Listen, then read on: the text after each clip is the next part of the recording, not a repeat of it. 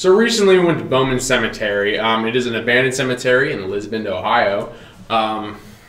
We were looking forward to this investigation a little bit. We heard a lot of stories, of apparitions being seen next to these 3 trees in the woods. So we were pretty hyped about this investigation going into it. Jack was the most hyped about it. I mean, he was wanting to do it earlier and earlier and earlier, even before Crybaby. Jack, go ahead and tell us what you were thinking going leading up to the investigation. What were you thinking? I honestly was thinking that it would have been a lot worse than Crybaby, because hearing the stories that when my brother went there with his friends, seeing apparitions of little girls in like dresses and watching YouTube videos, it was just I got a weird vibe from it. And they were terrified to go back there. Yeah. He didn't even want to go back there. He was like facing his fears going back there just for us in our channel. So we actually did have that in our intro.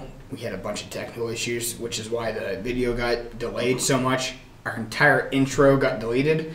When we got there, we kind of just went about our business. We kind of just went off on our own. Personally, I didn't really feel anything whenever I first got there. I wasn't Neither did I. getting any bad vibes, Like I did a couple EVP burst sessions, did a couple, different things, but for the most part, I wasn't feeling anything. And I kind of walked back, talked to Kyle about our live video, and that's when I first saw the light over Kyle's shoulder, and that's when I started to feel a little bit. When you saw the light over my shoulder, and before you even told me, I saw like an orb. It wasn't like a glowing light. It was just a white ball shoot that way from my head. And then he told me, I was like, whoa, I just saw this. And that's when I started getting chills. I started getting a little bit of a sense that something could be there with us, but I wanted to explore more and make sure that what I saw wasn't just me, my mind playing tricks on me. Right. Yeah, and I was taking a little bit of stills on my phone, and I did catch like an orb or two in my photos, but other than that, I really didn't feel much or see much at all. No, and you can still be in the presence of spirits without really feeling any kind of presence. And that can be because negative spirits usually set off a stronger presence, and you can really feel that negativity. I think that one thing that we wanted to talk about a little bit was the fact that demons are said not to give off electromagnetic frequencies, and that's why we think we didn't get any of those at Crybaby Bridge. We did get some at Bowman's. Yeah, we got a little bit of Bowman's, so I think that just proves our theory that demonic entities can't set off the EMF detector. Yeah, and like it wasn't caught on camera, but the blue light on the box did light up a couple times. They did see that. You guys scared me when you saw that because you were freaking out, and I was like looking the opposite way. I was like, what's going on? I thought it was cool. Yeah, because I mean, like that was the first time we actually caught evidence of electromagnetic, the electromagnetic field getting disturbed. Yeah.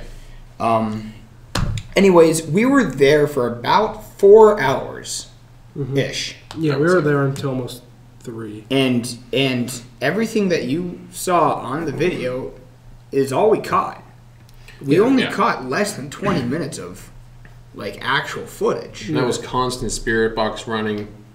It was white noise. But no voices coming. EVPs and everything. Yeah, the thing that scared me the most was when it was just us 3 in the woods by those 3 trees and those rapid footsteps. That was scary. We'll put the replay on there. That was creepy.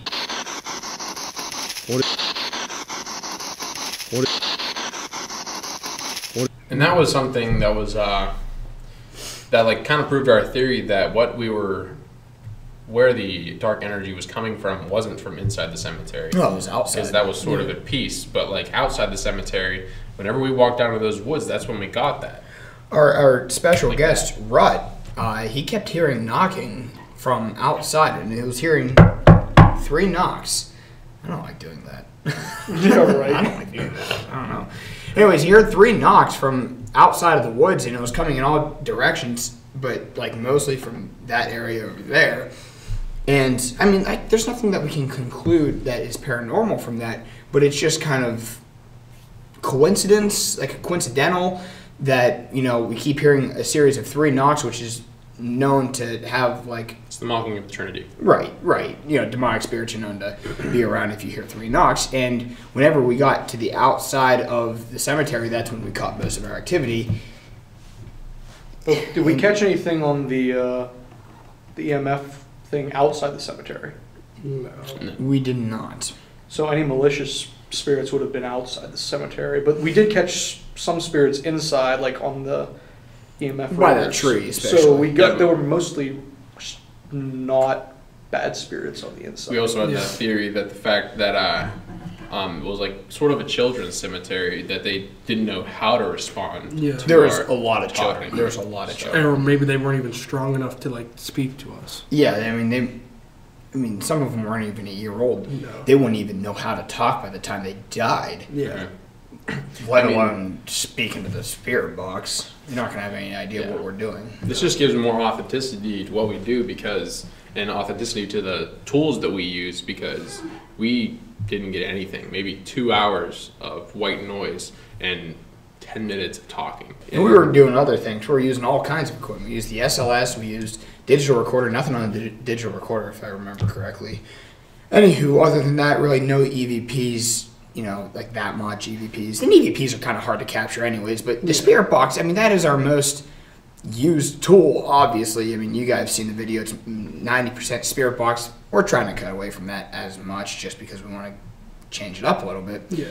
But the reason why we use it so much is because that's where we catch most of our evidence and intelligent responses and stuff. But at Bowman Cemetery, we caught a few spirit box and an orb or two. We saw a few things. He saw glowing red eyes. We heard footsteps.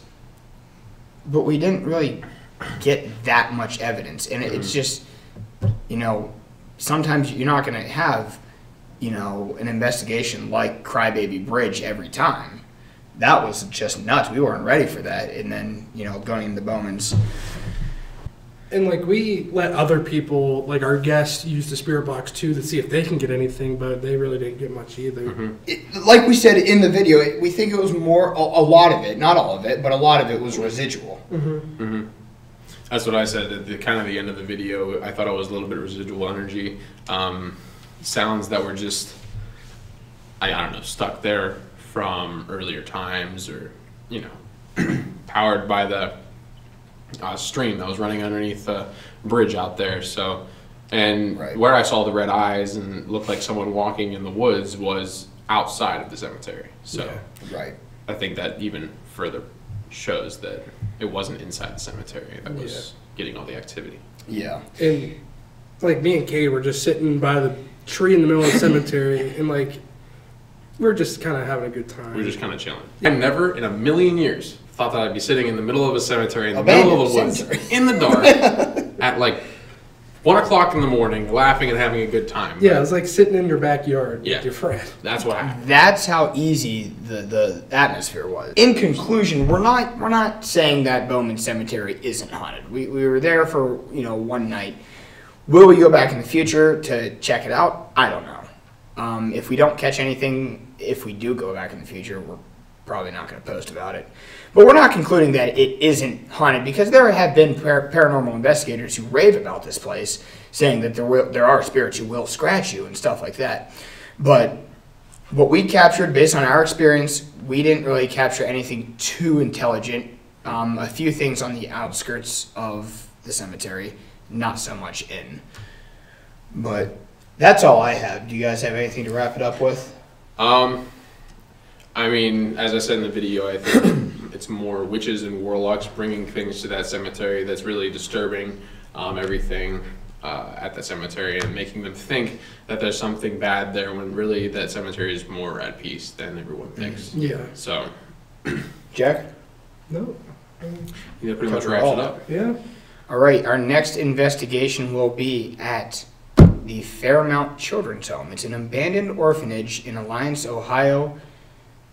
It's creepy. It was exciting. Yeah, That was that was freaky to me. So the next time you'll see us, we'll be in the orphanage. All right.